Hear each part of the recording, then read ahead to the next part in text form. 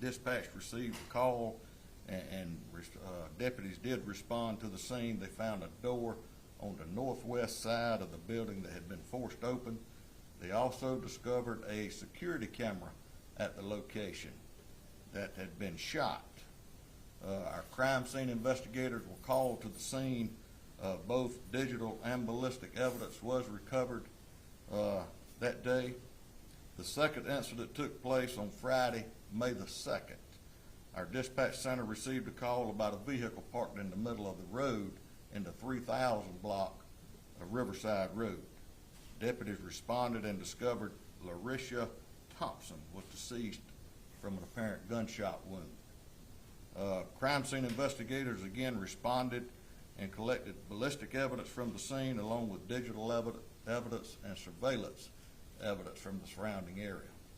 All ballistic evidence was sent to SLED immediately, and a forensic analysis did confirm that the shell casings recovered from both the Riverside Road incident and the Rock Hill Highway incident were fired from the same firearm.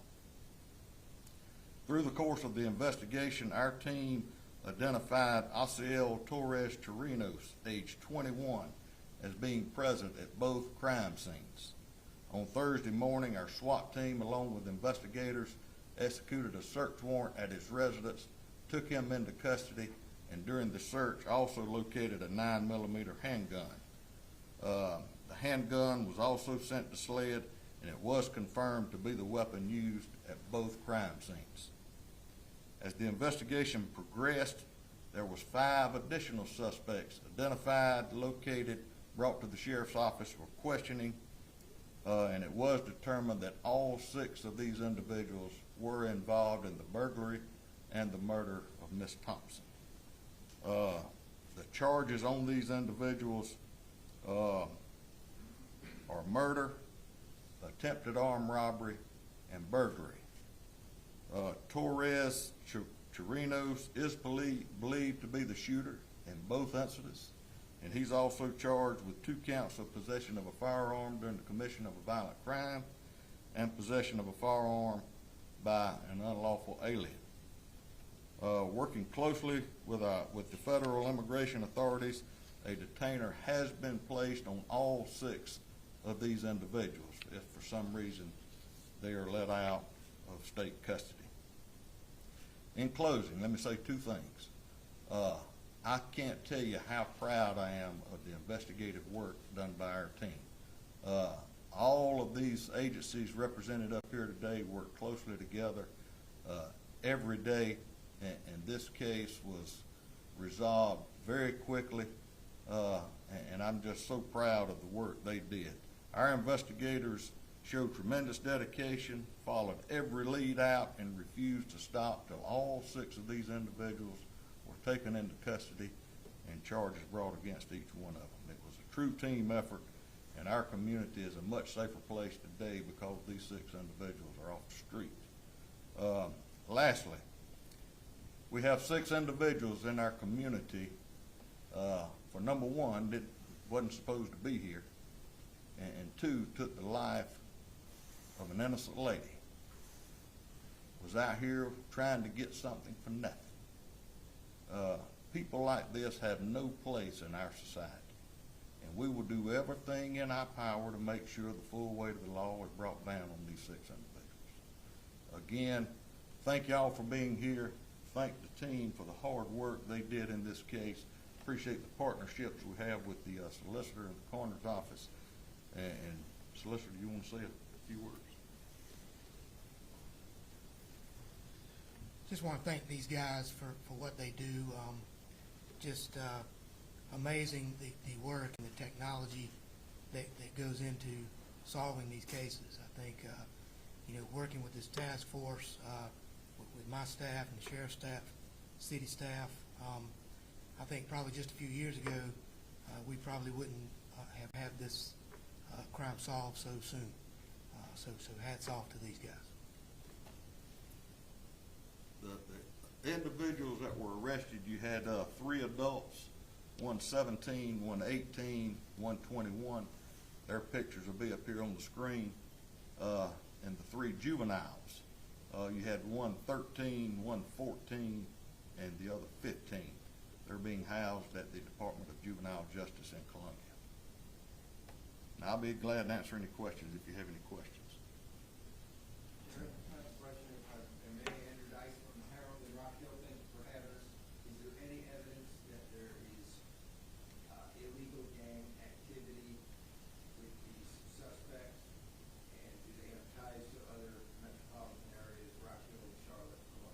We're still investigating that. Nothing I can speak of today. Are they local young people?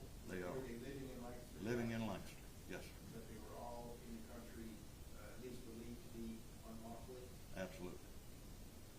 Sheriff, can you elaborate on what led up to the shooting in this instance? Was it just, I know she was in the vehicle, was she out of the vehicle at some point? No, she was in the vehicle minding her own business, traveling to another jurisdiction to have a get-together with her friends. These 6 individuals up there just waiting on someone to come through where they could rob them. Ended up taking the life of this young lady and jumped out of the car going to rob her. Never did get in the car. They jumped back in their car and fled the scene. Did they try to make her stop at some way to Well, we can assume what they did, but in my eyes, they pulled up beside her, shooting at her, struck her with one of the bullets and took the life of Miss Thompson. Just very tragic incident. What happens next in terms of, and that's just a great question, I don't know, but what happens next in terms of, in high school? Are they prosecuted here? Are they just given to DA? I don't know how that works. So, of Or I course, should say immigration officials. so historically, we place when ICE places on hold, if that person were to make bond or be released for whatever reason, they would take jurisdiction at that point. Of course, we have a new administration in now. I have not been contacted by anyone from ICE, so my plan is to move forward with prosecution in the state courts. We'll see what happens. Were these individuals living together? No. And to follow up on her question, so everyone's detained, and even the juveniles, and they're going to stay detained until next steps, I guess, regardless of if ICE comes in to grab them or not, or so forth. Again, new administration now, so things may change, but my understanding and my goal is to prosecute these folks in state court as normal. We have the 3 adults will be entitled to a bond hearing at a later date if they request that. No requests in at this time. The juveniles are entitled to a detention hearing. Likely have something later this week. Nothing scheduled and installed at this point. Sheriff, I have another question, if I may. You said the ballistics matched in both cases, and the Chirino's suspect is believed to be the shooter.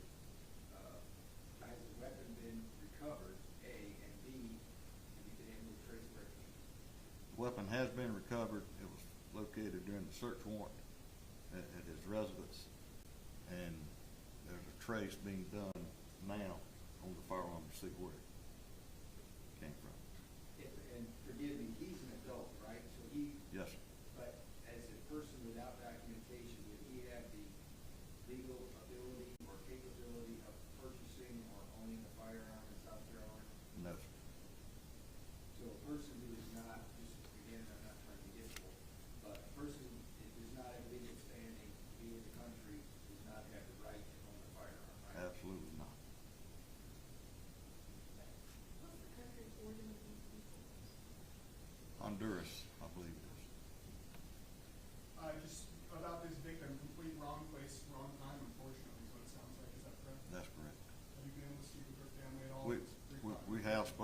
family last week, myself, solicitor, and some of the investigators, made them aware of what was going on, what took place, and all the information we have up to this point. So in terms of, Sheriff, if you could just clarify with it, when you talk about, and again, I know a lot of this is, you know, still being investigated and put together, but was she fired at multiple times, you believe, her vehicle? Yes, ma'am. And if so, were you- Yes, ma'am, multiple times.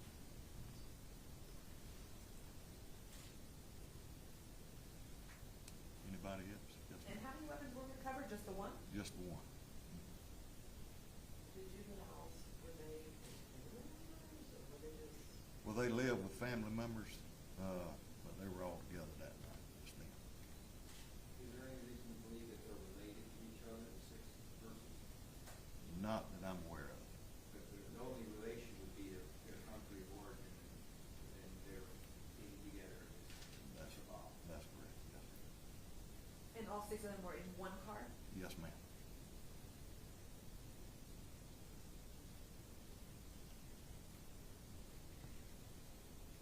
Anything else? All right, I appreciate you coming. Yes, sir.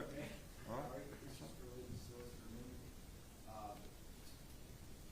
In South Carolina, the capital punishment statute includes aggravating factors, one of which is burglary, one of which is armed robbery. Is this case fall under the capital punishment statute, and is there a plan of this punishment? Too early to tell at this point. First, we have to assess the case and make sure those extenuating circumstances actually meet the statute and what's required of the statute. If that is the case, there will then be a conversation with victim's family and all that, so a little too early to tell at this point. All right, thank you. Thank you. Thanks for having us, Sheriff. Yes, sir, thank you for coming. If anybody wants to grab pictures of the other suspects, I'll throw them up on the screen for you.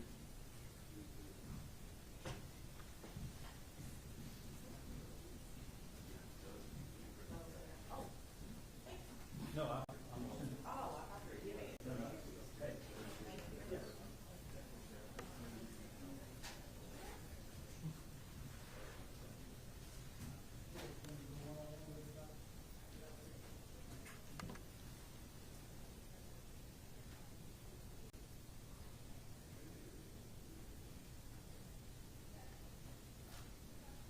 I got,